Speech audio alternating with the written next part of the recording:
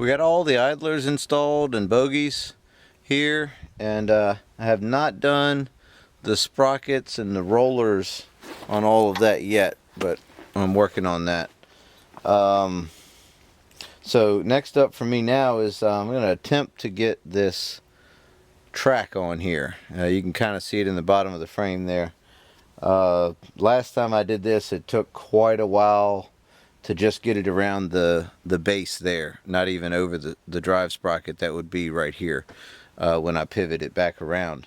But I'm going to go ahead and start it now because I can do the drive sprocket later, and I might need a break after I just get this thing over here because these things are heavy and I don't have another machine to help me, or a crane or anything to help pick it up and take the weight off of it. So I'm just going to have to force it up on there and just do my best. So let's see how it goes.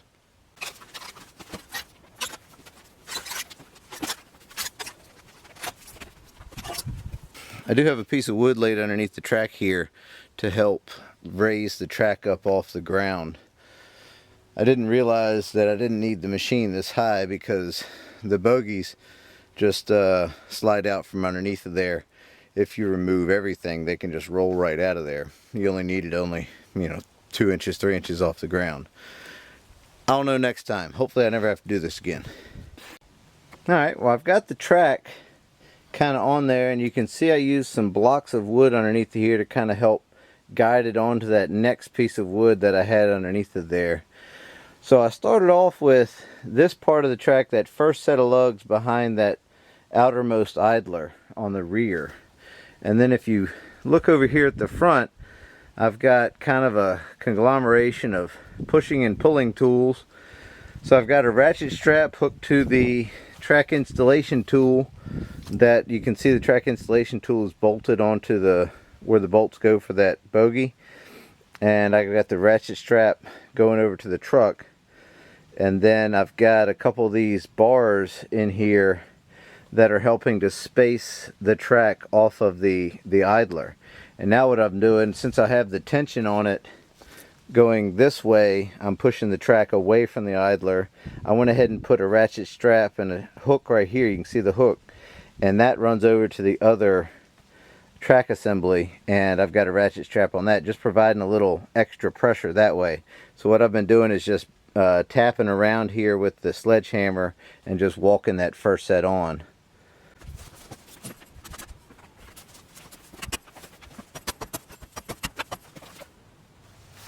So you can see it's going slowly but surely, but just keep working with it there and it'll eventually get on there. I'm about ready to go ahead and take out some of these little spacers so I can get the tensioning tool out of there.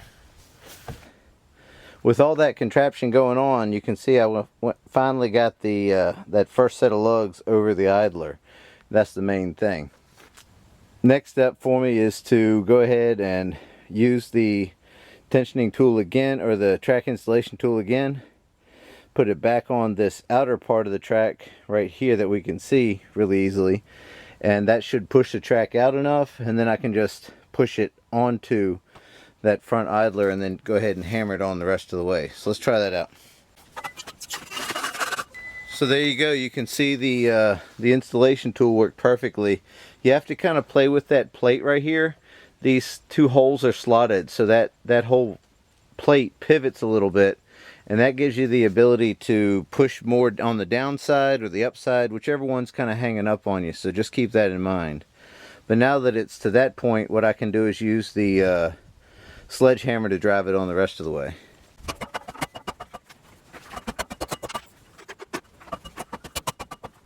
After driving it a little, I decided to go ahead and put my ratchet strap back on there to kind of help pull the track over some more.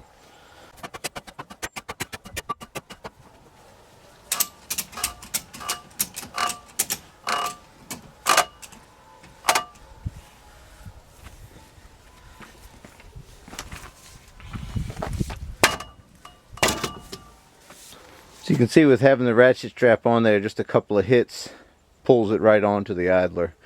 I'm going to move the whole track installation tool to the back now. So when I've been swapping these this track tension and track installation tool around. The first time I did it, I took both these bolts out and this plate fell right out. Now, I figured out a way to get around that. And what that is just take one bolt out, leave the other one tight in there. Oh, and when I switch from front to rear, this plate needs to be swapped. So I'm just going to take that, loosen it up, because you need to have the holes on the bottom here, like that. So let's go ahead and do that.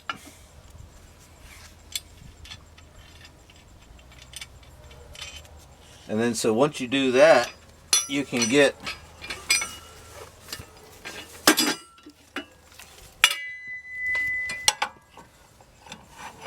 one of the bolts started in the plate there,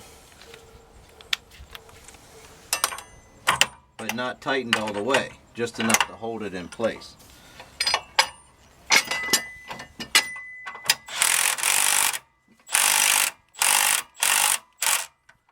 So that's pretty good. It's still a little loose, but tight enough to hold the plate in place. Now I can go ahead and back this one off. That was tight. And then that holds the plate up. You see it fell a little bit, but I can fix that. Just push up on that plate a little bit to get this started again. So now it's a little tricky, but that's what I do. I just pivot that around and it kind of balances everything out. And then that started. Perfect. So I've got the plate bolted onto the base here, and you can see when I pull the handle, the bottom doesn't have enough clearance. That's because my plate is not square or pivoted down. You can see it's actually kind of up like that a little bit. So what I need to do is loosen everything up and pivot everything down.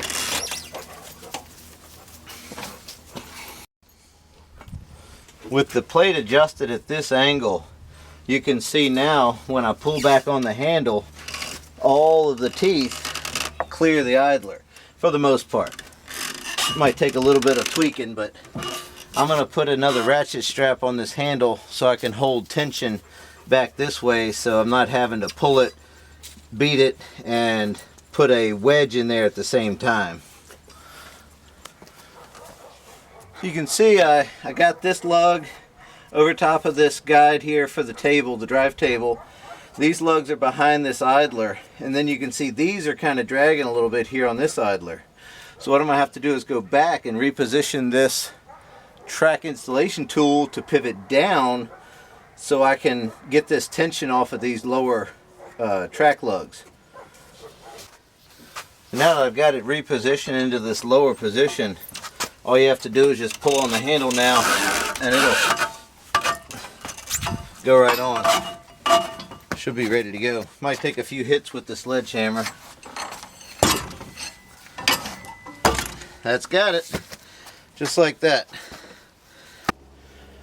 Now that we've got the track installed, we're going to go ahead and swap out all these rollers and this hardware. And Track Loader Parts actually provides a kit that has all of the hardware, new hardware and rollers included. So check out link below for a link to the website and all the tools that are used in this job. These are 3/4 head bolts here and 3/4 head nuts on this side. So let's see if we can back this one off. There we go.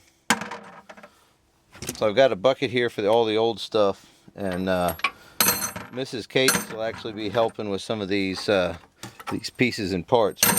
Anyways, you back the bolt out, and then the nut off, and then you can take the bolt out. And then you've got these sleeves, and to put the new ones on, you just go back with what you had.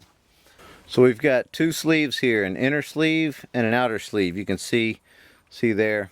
So each one of these gets one inner, one outer, and I like to start it like that and go ahead and start the bolt in there, and then the other side gets an inner and an outer, and that goes through there, and then we're just keeping the same orientation as the old ones with the heads on the same side. And then these nuts have like a captive feature to it. See, these have this little crimp on this side. What that does is it acts like a lock nut. So make sure you put the flat face toward this ring here, toward the head of the bolt. So put that on there, and we're going to wait to tighten these down, but you just tighten them all down at once when you get ready to go ahead and install them, because I need it loose to go ahead and get the rest of these sleeves in here.